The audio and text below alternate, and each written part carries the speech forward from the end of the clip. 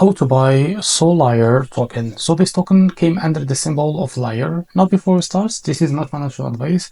I am not professional or economic expert. Before investing in any project that you found on my channel, please do your own research. And also there is a referral code down in description. You can get free money rewards on crypto with the best referral code. Simply goes below. Fund your account and enjoy the benefits. Check the amount description. So before going on by this token, make sure to check the REFERRAL account and keep following the updates about this token.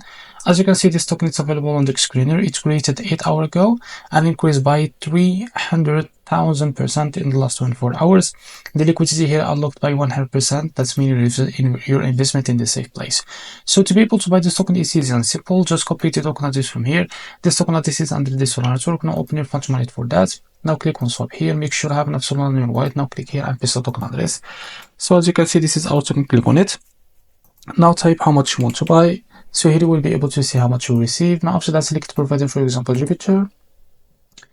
And make sure to get all of that information here and click on swap, and you will be able to redirect it to Jupiter provider page to be able to buy this token. So if you face an issue, go back to this page and switch the slippage from here or custom, because the most of issues came from the slippage, and after that you can be able to buy this token without an issue.